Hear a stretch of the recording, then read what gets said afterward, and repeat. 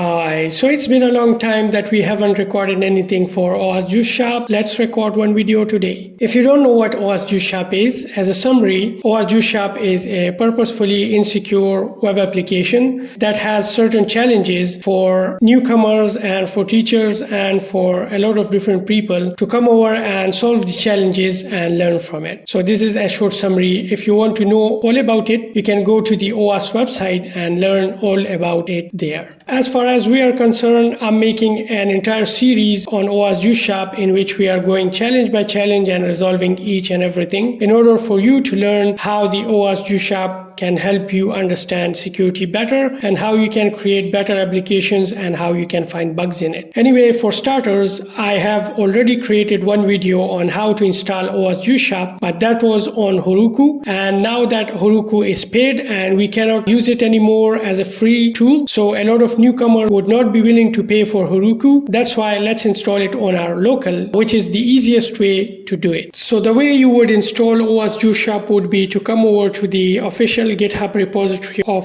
OWASP Juice Shop and then click on the code and then copy the URL. Once you copy the URL, you would come over to your VS Code, paste the URL, and in the start of the URL, you would say git clone and the URL, and you would press enter. So it would start cloning the repository.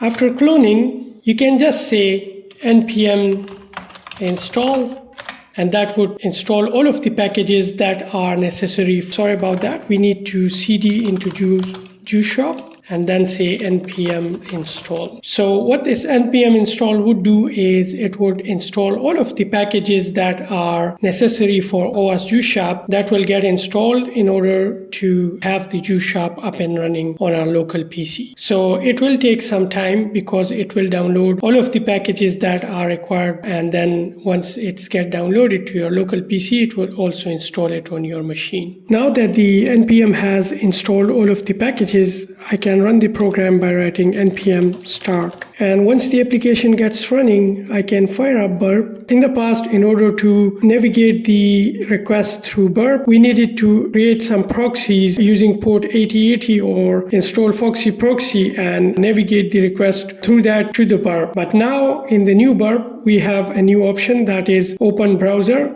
And once you click on this open browser, the proxies and everything are already set for you. You just need to make a request to your target and everything would be fine. In our case, my target is localhost 3000. And I can say that from right over here, you can see that we are running the Node.js application on port 3000. Once that gets opened up, I can come over to the scoreboard, and we did these challenges like finding the scoreboard and stuff like that in our previous video. I will link it down in the description so you can watch. But the main focus of this video is this confidential document challenge, which comes under the category of sensitive data exposure, and the challenge is to access a confidential document. As I have already fired up Burp, all of the requests are coming through it. I can come over to the proxy and HTTP history. You can see all of the requests are coming up. So I can go to the About Us page. The About Us page, I can click on this link and you would see the legal.md file. So we don't have any information right over here. It's just gibberish. But if I come over to Burp and look at the legal MD, you can see that we have the /ftp folder. Now I can send this request to repeater because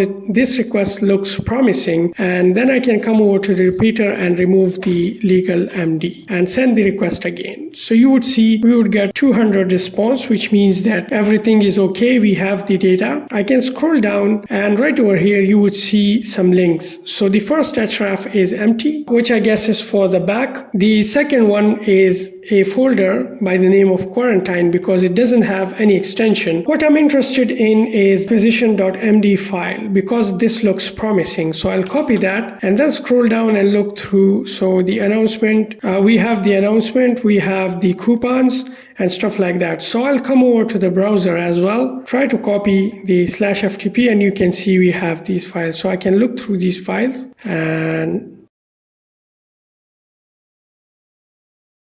I guess nothing is that special. So I think the acquisition.md file is what we are looking for. So let's try it in the browser. If it works, that's okay. If it's not, we'll go to so it's not working, in the browser. I can come over to the Burp suite and I can try and run it from here.